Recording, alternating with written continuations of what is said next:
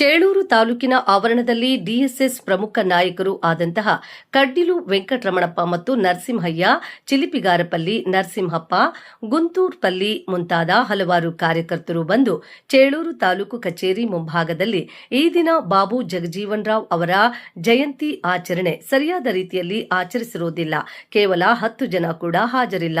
ತಾಲೂಕು ಕಚೇರಿ ಅಧಿಕಾರಿಗಳು ಕೂಡ ಸೇರಿಲ್ಲ. ನಮಗೆ ಡಾಕ್ಟರ್ ಬಿಆರ್ ಅಂಬೇಡ್ಕರ್ ಅವರ ಕನಸುಗಳು ನನಸಾಗಬೇಕಾದ್ರೆ ಮೊದಲು ನಾವು ಬಾಬು ಜಗಜೀವನರಾವ್ ಅವರ ಆಚರಣೆ ಬಗ್ಗೆ ಮುಂದಿನ ದಿನಗಳಲ್ಲಿ ಕಪ್ಪು ಬಾವುಟದೊಂದಿಗೆ ಹೋರಾಟ ನಡೆಸುತ್ತೇವೆ ಎಂದು ಕಡ್ಡಿಲು ವೆಂಕಟರಮಣ ಕಾರ್ಯಕರ್ತರ ಸಮ್ಮುಖದಲ್ಲಿ ತಾಲೂಕು ಕಚೇರಿ ಮುಂಭಾಗದಲ್ಲಿ ಮಾತನಾಡಿದರು. ಜಿಲ್ಲಾ ವರದಿಗಾರರು ನಾಗರಾಜ್. ಕ್ಷಣ ಸುದ್ದಿಗಾಗಿ ವೀಕ್ಷಿಸಿ ನಮ್ಮ ರಾಷ್ಟ್ರಧ್ವನಿ ನ್ಯೂಸ್ ಕನ್ನಡ. ಬಾಬು ಜಗಜೀವನರಾವ್ ಅವರ ಜಯಂತಿಯನ್ನ ನೋಡಿ, ಇಲ್ಲಿ ಚೇರುಗಳೆಲ್ಲ ಖಾಲಿ ಇದೆ, ಮಾಹಿತಿ ಕೊರತೆ, ಯಾರಿಗೂ ಮಾಹಿತಿನೇ ಕೊಟ್ಟಿಲ್ಲ.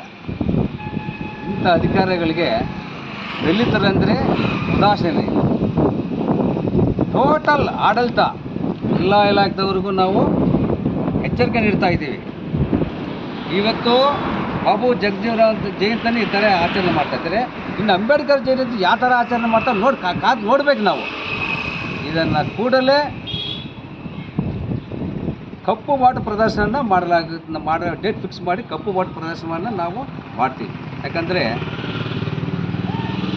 1908ರಲ್ಲಿ ಬಾಬು ಜಗಜೀವನರಾವ್ ಅವರು ಬಿಹಾರ ಜಿಲ್ಲೆಯಲ್ಲಿ ಜನಿಸಿದ ಅಂಥ ಸಣ್ಣ ಹಳ್ಳಿಯಲ್ಲಿ ಹುಟ್ಟಿ ಇವತ್ತು ಈ ದೇಶಕ್ಕೆ ದೊಡ್ಡ ಕೊಡುಗೆಯನ್ನು ಕೊಟ್ಟಿದ್ದಾರೆ.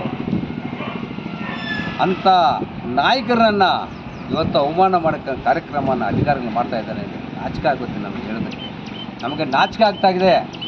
ನಾವು ಹಿರಿಯ ಹೋರಾಟಗಾರರ ಭಾಗದಲ್ಲೇ, ಆದರೆ ನಮಗೆ ಈ ಥರ ನಮ್ಮ ಮುಂದೆನೇ ಥರ ಮಾಡ್ತಾ ಇದ್ದಾರೆ.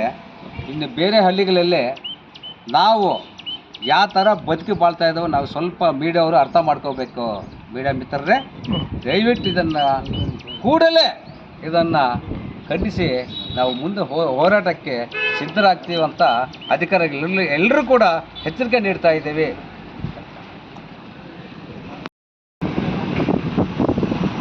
ಮಾತಾಡೋಣ.